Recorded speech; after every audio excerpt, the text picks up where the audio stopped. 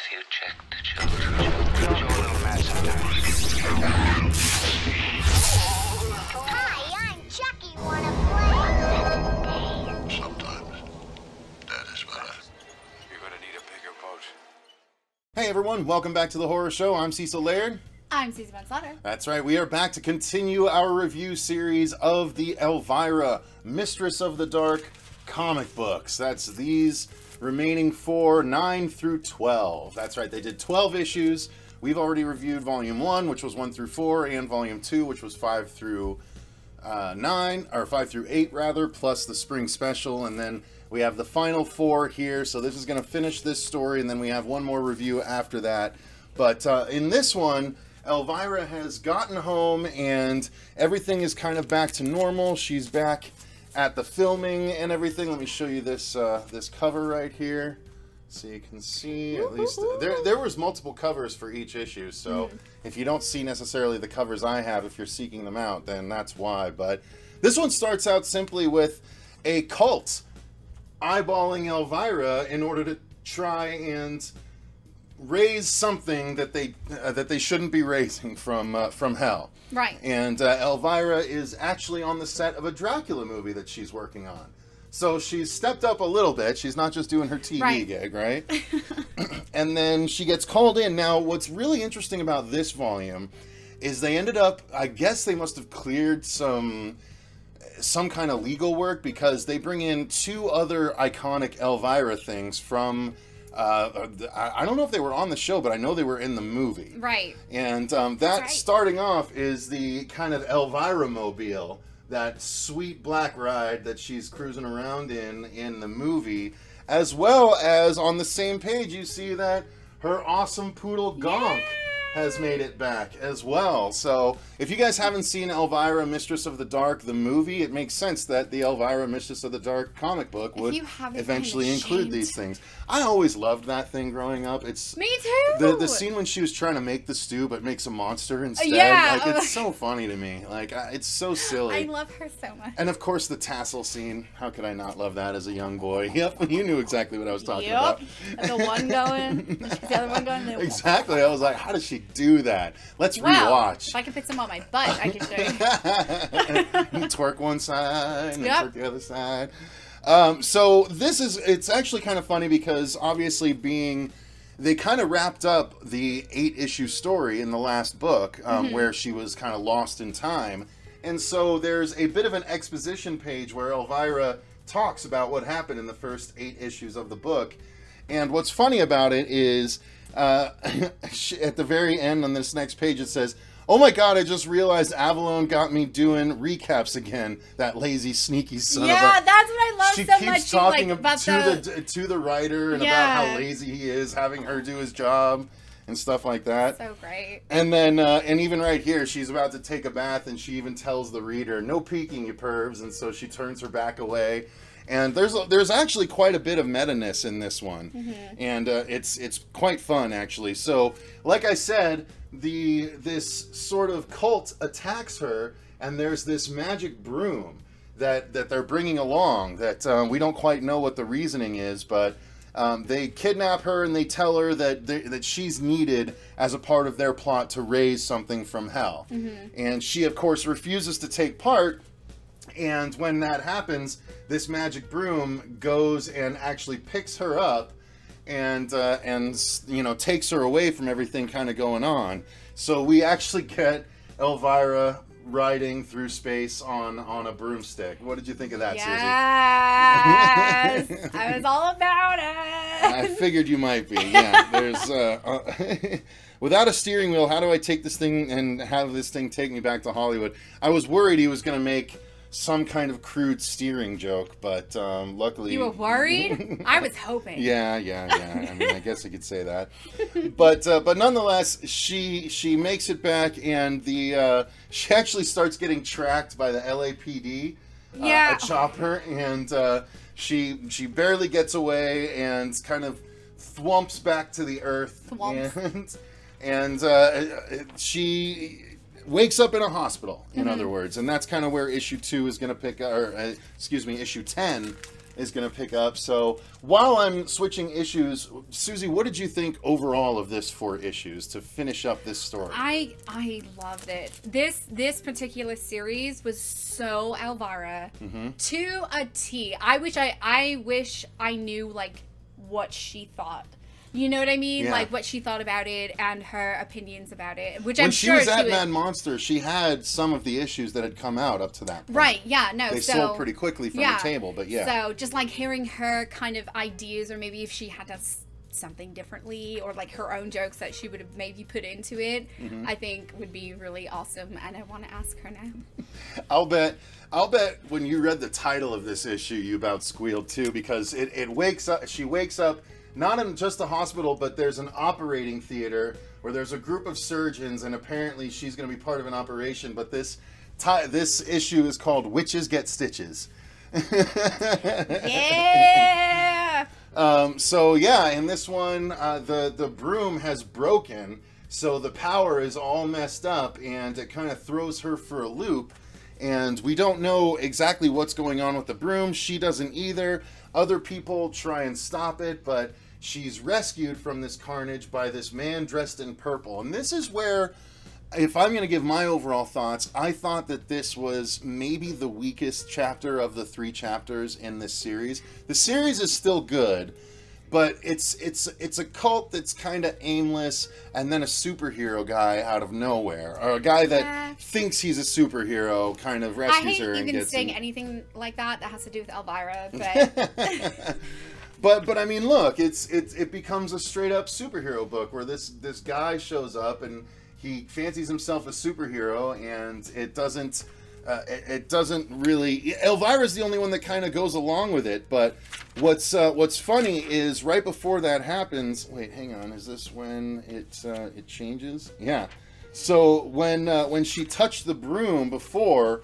Hang on. Let me make sure I'm not giving anything away early here, because that might just be a temporary thing. Yeah. So when she actually touches the broom, things change for her, and instead of her black dress, now Elvira has all of the darkness taken out of her, and she's now wearing white. And she still looks good as fuck. And look at her white. Her car is turned white as well. So everything that she interacts with, all the darkness gets drawn out, and she's now an agent of, white and light and stuff like that. So it was kind of a funny place to take the story, to be honest with you, as dark as Elvira purports to be. And as soon as I saw it, it made me think of a particular point in time with Susie where there was white involved. And we don't have to tell the whole story, but there are pictures that exist of Susie wearing various white outfits. Just saying. Not nasty outfits, but, white outfits. Just saying, they exist. He just fucking outed me. They exist. How fucking dare you? I trusted you. But look how good Elvira looks in white. Now imagine Susie in white. She pulls it off, believe it or not. So, I don't know. What can I say? They might exist, they might not exist. Nothing inappropriate, but white clothing. Susie wore white clothing. Let me be clear. Maybe that is inappropriate for you. It is. How dare you? And this one is called Which Way to the Apocalypse. This motherfucker just sold me out. No one's ever going to see them, right? They're for your eyes only, apparently. Although they'd get really good views on our Instagram, I'm sure. I hate you so much right now. All right, so the issue gets a little bit weird because Elvira's going to try and get her darkness back, trying to go find the broom to get her darkness back, and she goes to the headquarters of this cult, and there's this weird mascot guardian, and there's, I think, a couple of different mascots, and there's a unicorn mascot, and this king mascot, and then a ball pit that she gets pushed into, which was kind of funny, right? Because all the colors turn white, so again, she's pulling all the color out of everything and turning it all white. But it gets a little bit weird, right, Susie? You think this got a little bit weird with her versus two mascots? Yeah. That was great. That was so great, though. I mean, excuse me. If like a story was about me, like it'd be this. Laughter, not anything else. It's weird, right? But it doesn't bother you. You think it works, huh? It's weird. Yeah. Okay, fair enough. It's random, but I like how random it is. Like, Yeah. what the? You're just in the reading, like, what the fuck? Yeah, like, it's kind of random. And then, of course, the superhero gets brought in, and there's a, you know, kind of a big confrontation, and it's just, it's a little less, it feels a little less structured than the other two arcs felt.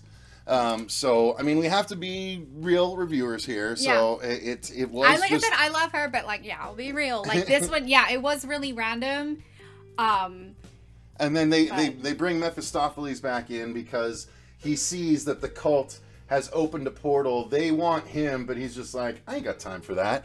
So he ends up sending up a proxy, which is, of course, Vlad, the Impaler, the antagonist from the very first arc.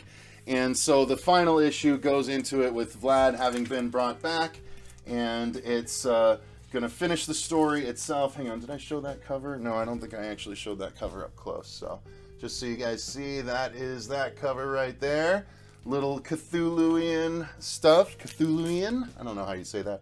And then that is Mistress of the Dark. That probably should have been issue 8 when she went back and got out of the coffin again. But nonetheless...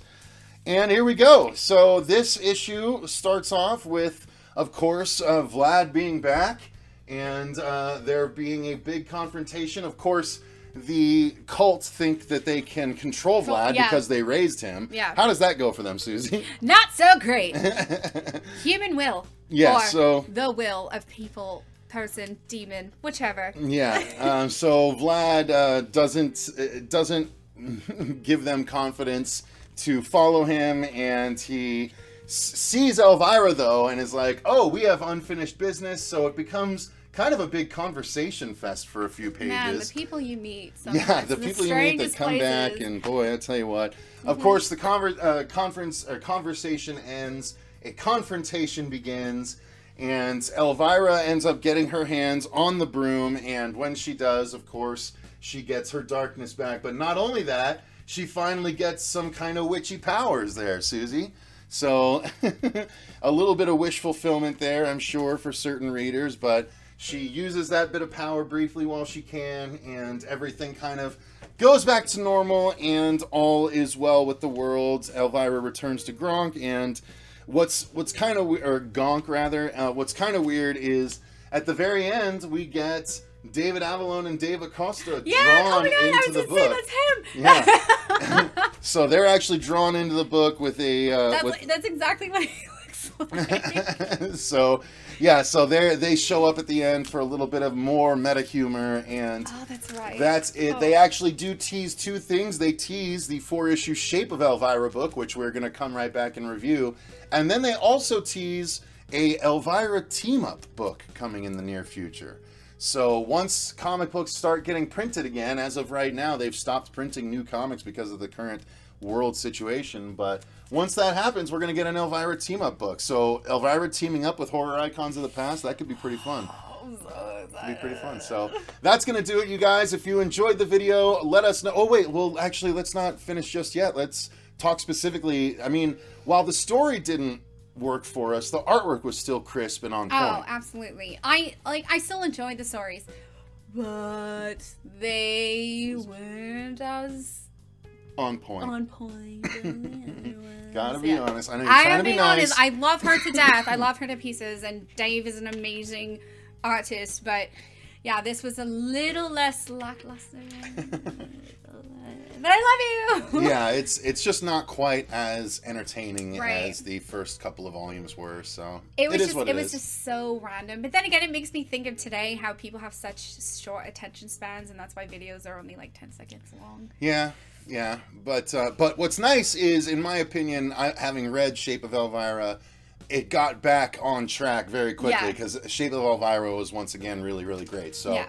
We'll be back to talk about that. Thank you guys very much for watching. If you enjoyed the video, click the like button and subscribe to make sure you don't miss that final Elvira comic book review. And if you haven't seen the previous 2 volumes, I recommend you go back and watch those too.